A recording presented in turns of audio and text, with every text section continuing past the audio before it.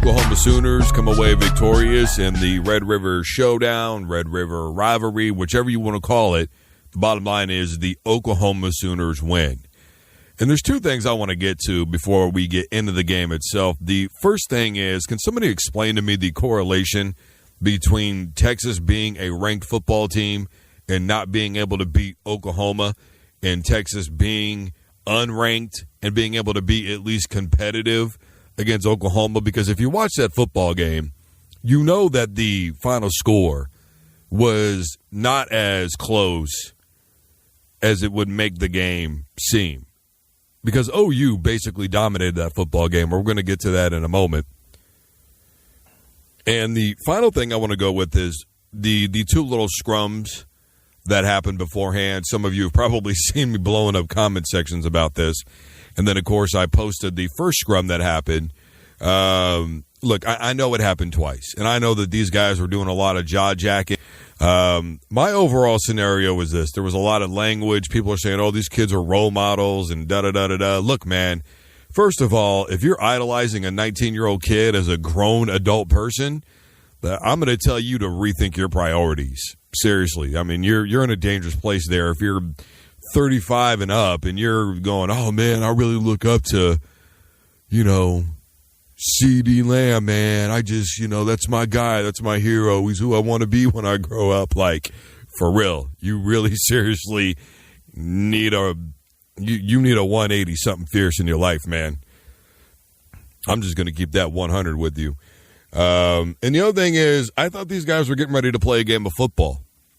I had no idea that they were getting ready for a knitting competition. Look, I'm all for good sportsmanship. All right, I'm all for hugging and handshaking and singing Kumbaya if you want to, man. Whatever it is you want to do, whatever your pregame thing is, then you go right on ahead and stay with that. But the thing about it is there's more than one way to get prepared for an athletic event. And these two teams chose to get ready for this event in this way. All right? From what I could tell, nobody got hurt. There were really no fist flying. It was just a bunch of jaw jacking and I'm going to see you on the field type stuff and bring it on and I'm ready and, see you at 11 o'clock. And, this whole thing was kind of built up by Jalen Hurts throwing the football and doing the hook 'em horns down. And, because it's a rivalry game. And I'm going to tell you something. I lived in Oklahoma for a little while. And when I got there, they told me that I had to choose OU or Oklahoma State. Well, me being from Wichita, it was not difficult for me to take the Pokes because that's where Barry Sanders played his collegiate ball. So the first thing I did was I bought a Barry Sanders replica and I bought a Thurman Thomas replica. Boom. I went into this little restaurant bar type place to go watch the Bedlam game. And I was literally the only orange jersey in the entire place. And I was instructed, because in that game, Oklahoma State was getting blown out in the first half. They started making a comeback into the third quarter. I was told, hey, bro, you can come back tomorrow. We need whatever you want. But these guys are getting tired of you cheering, and there's about to be a problem in here. And there are a lot more of them than there are of you. So I can either let them kick your ass and then you get to leave, or you can go ahead and just leave, and I'll buy you food tomorrow. I went ahead and decided to leave, and I took the food. But the point of the matter is, and this is what I'm telling you, is down there in Oklahoma, it's real, folks. It is real deal. I've been there for during the OU Texas game. I've been there during the Bedlam games. And these fans, man, they get you hyped up as if you need an excuse to be. But all week long, all you hear are the fans, the local radio stations. It's caller after caller after caller. It's social media all over the place. It's a real thing. And so for them to get ready to play this football game, and for people expecting them to be sitting around together in a campfire at 10:30 in the morning, roasting marshmallows together before the game starts, just makes no sense to me, in the sense of that either way, it's not about competitive. It's not about being competitive. Look, man, like I said, if you want to take the pregame ritual of, I'm going to shake these guys' hands, I want to wish them well, I don't want anybody to get hurt, or if you want to take the idea of, dude, I cannot wait to get out there and hit somebody and it's on and I'm ready to kick your ass, I'm honestly fine with both. And I think both should be accepted. As to the football game itself, look, OU came out on fire right away. But then after that, they had some really bad miscues inside the 15-yard line. Matter of fact, in the first half, they were down there, 4 or 5 times, came away with 10 points. Texas Longhorns, you have to give them credit defensively for holding OU down there, and I think that tells you exactly how difficult it really is to score in the red zone. We're seeing a lot more stops, I feel like, or at least it seems that way, in high school, collegiate, and pro football. And it is, as far as the overall performance from both teams, look, the bottom line is OU, I think, is a far more talented football team.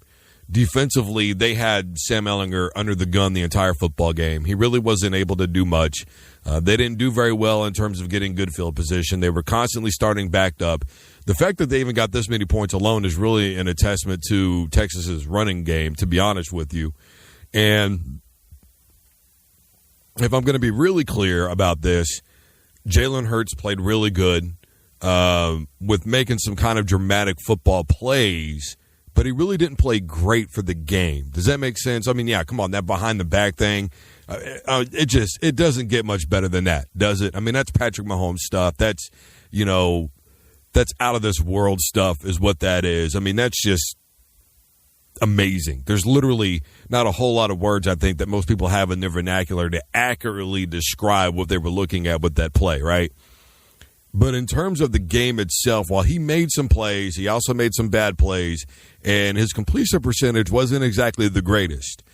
So in terms of making the big plays, Jalen Hurts really showed up. In terms of the routine plays, Jalen Hurts had a really difficult time in that football game. Obviously, the guy who showed out was CeeDee Lamb. I mean, just a phenomenal performance. What was it? 10 catches, 170 yards, 3 touchdowns.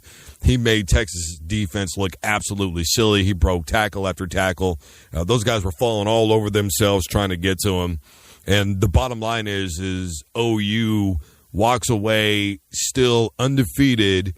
And I think, look, obviously this is going to be, to a lot of people, kind of their signature game in terms of getting into the college football playoff. But I don't really know if it's that way. Look, I'm not going to say that the Big 12 has a whole hell of a lot of competition outside of Texas and OU. KU's not there, obviously, even with Les Miles as their football coach yet. Kansas State's a very hit-and-miss football team. Baylor, come on, how good are they? West Virginia, I mean, come on. So let's keep it 100 here. The Big 12 is not the most competitive of all the, quote, Power 5 conferences in college football, and to me it hasn't been for a very long time. The fact of the matter is this. OU is going to get into a place now where they're going to have to watch themselves and not get mundane, because I think from here on in, they're going to be getting everybody's best ball from here on in. And when I say that, obviously we're getting into October, November. Teams are starting to peak now. They're starting to play at their best. You've got TCU that I think could end up posing a potential problem for them. They are playing a Big 12 championship game again now. So the Oklahoma Sooners are going to have to watch some stepping blocks. They're going to have to get back to executing on those routine plays, some of the more, quick slants and some of those quick outs and things like that, mesh plays. That's where they're going to have to get better. In terms of Texas, look, obviously they're out of the college football playoff.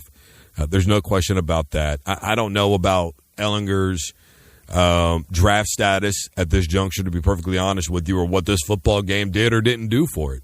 Obviously, if anything, I think it probably did hurt it, although some people may look at that and go, there just really wasn't a hell of a lot he could do behind that offensive line today, because they were completely dominated up front by the Oklahoma Sooners.